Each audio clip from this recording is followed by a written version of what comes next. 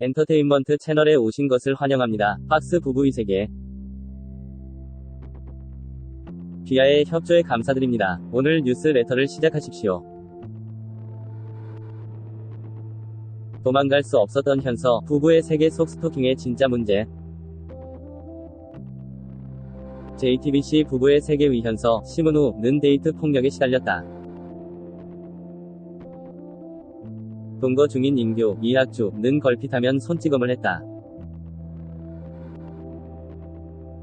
폭력은 점점 더 빈번해져서 시간과 장소 불문이었다. 훤한 대낮에 그것도 사람들이 있는 곳에서도 현서는 머리채를 잡혔다. 인규는 집착과 의존을 사랑이라 착각하고 있었다. 병적이었다. 치료가 필요했지만 대개 그렇듯 밖에 할 방법이 없었다. 현우는 끝없이 나락으로 떨어졌다. 가정의학과 전문의 선우, 김희애를 만난 건 행운이었다. 현우는 선우의 도움을 받아 가까스로 인규로부터 벗어날 수 있었다. 폭행죄로 징역 1년형을 선고받은 인규는 현우의 시야에서 잠시 사라졌다. 선우는 새로운 삶을 준비했다. 그러나 벗어났다는 생각은 섣부른 착각이었다. 1년은 너무 짧은 시간이었다. 가해자에게도, 당연히 피해자에게도, 폭력을 마친 인규는 다시 현우에게로 돌아왔다. 집 앞에 차를 끌고 나타나 태연하게 자신을 기다리고 있는 인규를 본 현서의 심정은 어땠을까? 자신의 비번까지 파악하고 있다니 공포 그 자체였으리라. 현서는 아무 생각도 할 수 없었을 것이다. 머릿속이 새하얘지고 온몸이 순식간에 굳어버렸을 게 분명하다. 도움을 요청해야 한다는 생각조차 할 수 없을 만큼 당황했을 텐데 설령 그런 생각을 한들 누구에게 도움을 요청한단 말인가? 현서가 스토킹에 맞설 수 있는 방법은?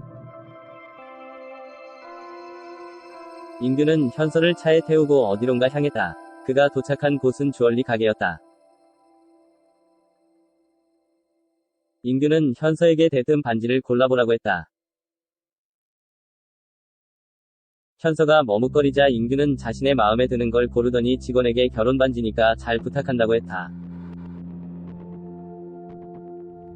결혼. 현서의 얼굴은 공포와 절망으로 일그러졌다. 새 출발을 할 수 있을 거라 생각했지만 그건 아니란 생각이었다. 결국 저 끔찍한 인간으로부터 도망칠 수 없었다. 부부의 세계는 소름 끼치는 인물투성이인데 그 중에서 인규의 악행, 데이트 폭력, 스토킹, 폭행, 협박 등은 정말 징글징글하다. 인규가 집 앞에서 기다리다 현서의 팔목을 잡아채 강제로 차에 태우는 행위는 명백히 스토킹에 이은 데이트 폭력이다. 형법상 감금죄를 적용할 수도 있지만 논외로 한다.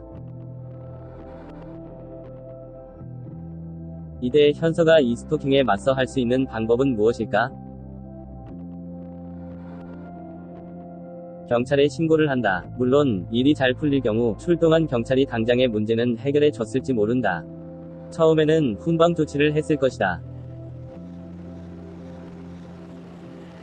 분리 조치를 했을 테지만 인규는 다시 찾아올 가능성이 농후하다. 스토킹을 하는 범죄자들의 심리가 그러하다. 신고가 반복되면 경찰은 심각성을 인지해 경범죄 처벌법 제3조 제1항 제41호 지속적 괴롭힘의 근거에 통고 처분을 할 것이다. 벌금은 고작 8만 원이다. 경범, 즉 가벼운 죄로 처벌된 만큼 인규는 또 다시 현서 앞에 나타날 것이다.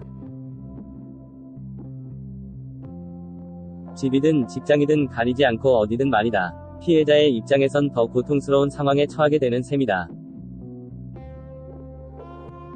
그렇다고 경찰만 탓할 수도 없다. 물론 경찰이 스토킹 및 데이트 폭력에 안일하게 대처하는 경향이 있는 건 사실이다. 주어진 법에 따라 권한을 행사할 수밖에 없는 공권력의 한계는 스토킹의 경우 더욱 뚜렷하다. 스토킹 피해 호소한 프로바둑 기사. 흉악한 스토커 정 모 씨는 1년 전부터 저의 사업장에 나타나 갖은 욕설과 고함을 치고 있습니다. 저는 알지도 못하는 사람이지만 제가 바둑 프로기사이다 보니 아마도 바둑팬이겠지요. 공권력은 저와 주변인을 죽이겠다고 협박하는 이 사람을 잡아 가두지도 일시적으로 구류하지도 못하고 있습니다. 지난 23일 프로바둑 기사 조혜연 구단은 1년 동안 한 남성에게 스토킹 피해를 당해왔다는 사실을 밝히며 청와대 국민청원 게시판에 스토킹 관련법 개정을 요구하는 청원을 올렸다. 지난해 4월부터 조 구단의 바둑교 숙소에 처음 나타난 남성은 수시로 찾아와 욕설과 고함을 치며 협박을 일삼았고 조 구단과 결혼을 했다며 허위 주장까지 했다. 조 구단뿐만 아니라 바둑 교습생도 트라우마에 시달렸다. 조 구단은 경찰에 3차례 신고를 했으나 결국 통고 처분 조치로 벌금 5만 원에 그쳤다고 설명했다. 그리고 해당 스토커는 또 제 사업장에 나타나겠다고 선언한 상태라며 고통을 호소했다. 더 이상 견디지 못한 조 구단은 형사고발했다. 해당 스토커는 서울 동대문경찰서에 출석해 조사를 받았는데 다시 조 구단의 집으로 찾아가 출동한 경찰에게 현행범 체포됐다. 현재 구속영장이 신청된 상황이다. 스토킹 행위를 장기간 하고 난 다음에 죽이게 되거든요. 부산 사건이나 강서구 사건이나 다 그렇습니다. 장기간 스토킹한 기간들이 있어요. 그런 스토킹은 우리나라에서 경범죄로밖에는 처벌이 안 됩니다. 암만 신고를 해봤자. 끝까지 고소의 의지를 유지해도 8만 원 벌금 나오는 정도가 최고예요.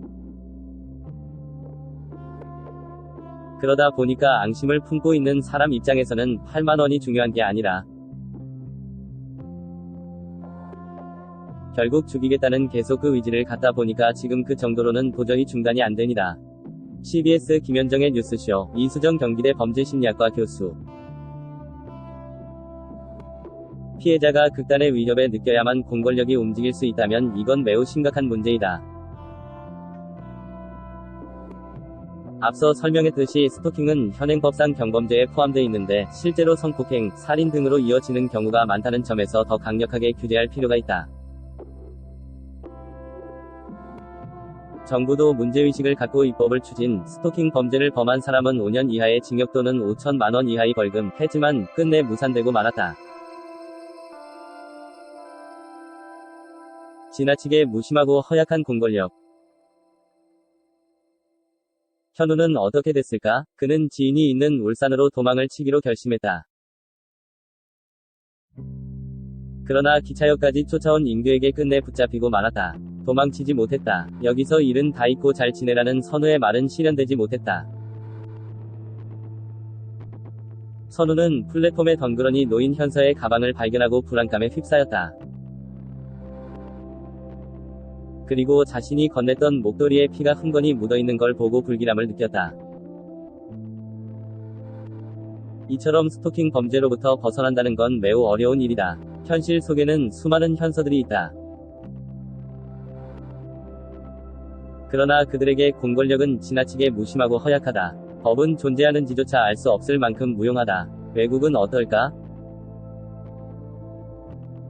미국은 1990년 캘리포니아주를 시작으로 스토킹 범죄에 5년 이하의 징역 또는 벌금형을 내리고 있다.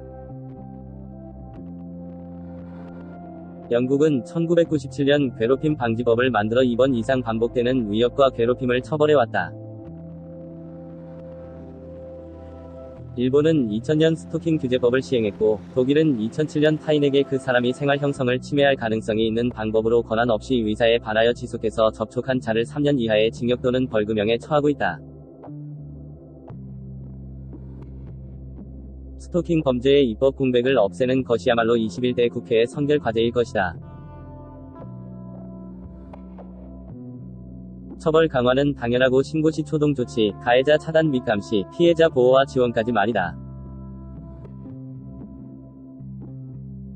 현서의 사례는 결코 드라마 속의 이야기가 아니다. 조구 단의 청와대 청원 등 여성들의 호소는 지금도 계속되고 있다. 너무도 현실의 문제다. 부부의 세계는 누군가가 기차 선로로 뛰어내렸다며 현서의 죽음을 암시했는데, 그것이 사실이든 반전의 일부